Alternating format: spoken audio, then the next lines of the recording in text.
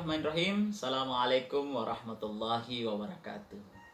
Kembali lagi di video kita kali ini, saya akan membahas tentang bagaimana cara penggunaan pupuk ekofarming.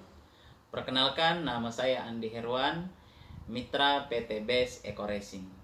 Pada kesempatan kali ini, saya akan mencoba memberikan informasi cara penggunaan pupuk ekofarming. Bapak Ibu sekalian, sebelum kita lanjut, jangan lupa subscribe, like, and share video ini.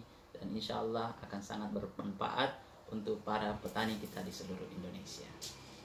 Bapak Ibu sekalian, saya akan menjelaskan tentang produk pupuk ekofarming ini. Salah satu produk andalan dari PT Base Eco Racing. Alhamdulillah telah mendapatkan sertifikat atau izin dari Kementerian Pertanian. Dan telah banyak digunakan oleh petani kita di seluruh Indonesia, dan hasilnya sangat luar biasa. Contoh adalah beberapa petani misalnya yang dari Subang, dari hasil pertaniannya yang waktu menggunakan pupuk kimia, setelah menggunakan pupuk ini secara total, alhamdulillah hasilnya meningkat sampai 9,2 ton. Jadi 4,7 ton kemudian berubah menjadi 9,2 ton. Jadi peningkatannya sekitar 100%, alhamdulillah. Dan mudah-mudahan kita juga sahabat petani di seluruh Indonesia juga akan menjadi seperti beliau. Saya punya kakak juga menggunakan pupuk ini dan alhamdulillah hasilnya juga meningkat. Dan beberapa teman-teman saya juga menggunakan itu di Kabupaten Pinrang, Sulawesi Selatan, juga alhamdulillah mengalami peningkatan yang luar biasa. Bapak Ibu sekalian, secara teknis saya akan menjelaskan bagaimana cara menggunakannya. Nah, sebelum saya bahas tentang cara penggunaannya, saya akan menginformasikan dulu berapa yang dibutuhkan 1 hektar sawah atau padi kita. Dalam 1 hektar itu menggunakan berapa botol. Dalam 1 hektar sawah menggunakan 8 botol atau 8 tube seperti ini ya. 8 tube ini kita bagi dalam 2 masa sebelum tanam, kemudian masa setelah tanam. Masa sebelum tanam menggunakan 4 botol. Pada saat 4 sampai 7 hari sebelum kita menanam padi, maka digunakan ini 4 botol. 4 botol ini kita semprot ke tanah secara merata dalam 1 hektar itu. Jadi bagaimana penggunaannya? Kita simak video ini selanjutnya.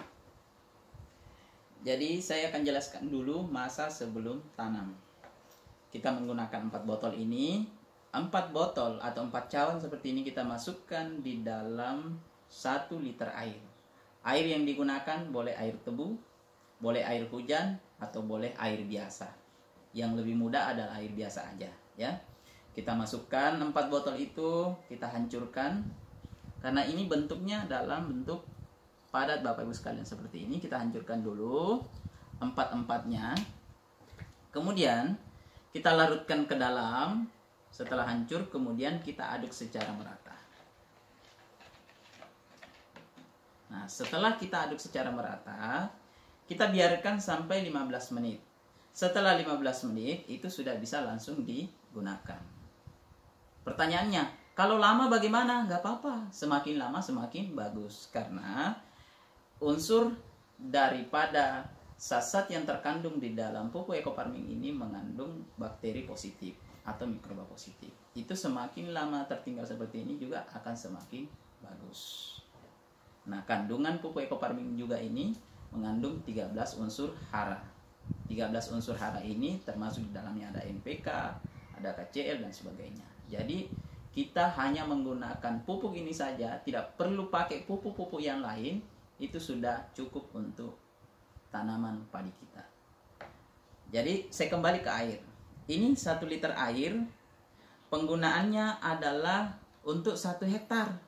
1 hektar ini digunakan, aplikasinya bagaimana? 1 liter ini, anggaplah ini adalah sprayer atau penyemprot atau tangki. 1 liter ini akan berubah atau kita gunakan menjadi 10 tangki.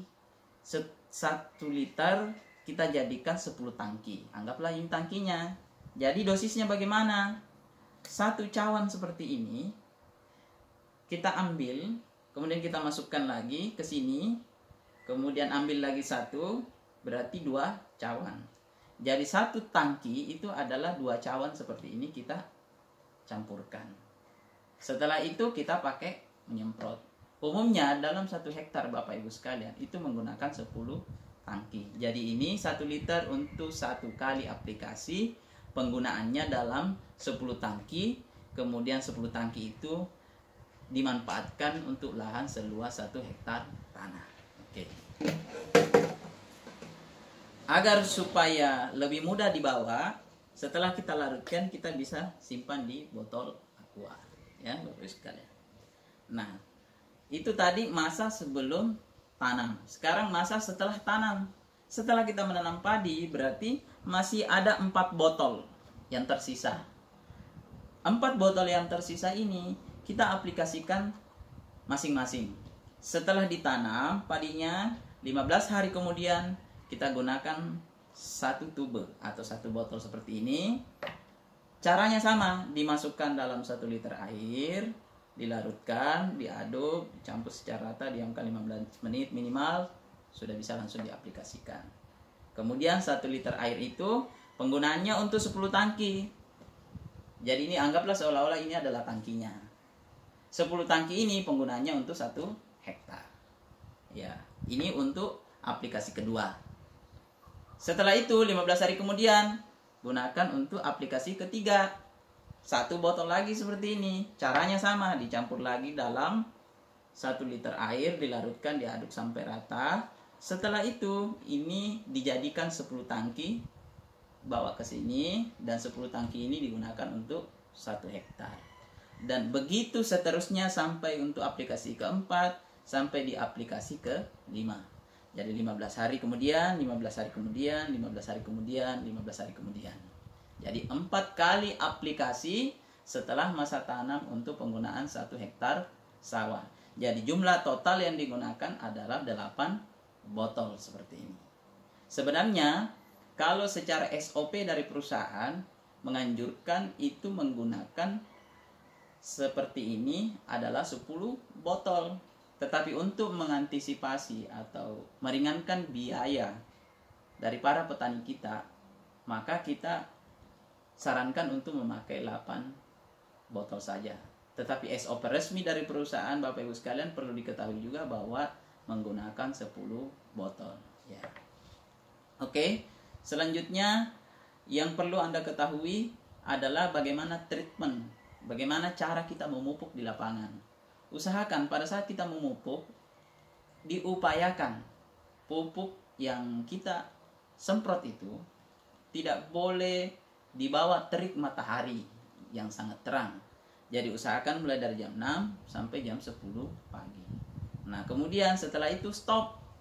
Nanti kita lanjut jam 4 sore sampai selesai.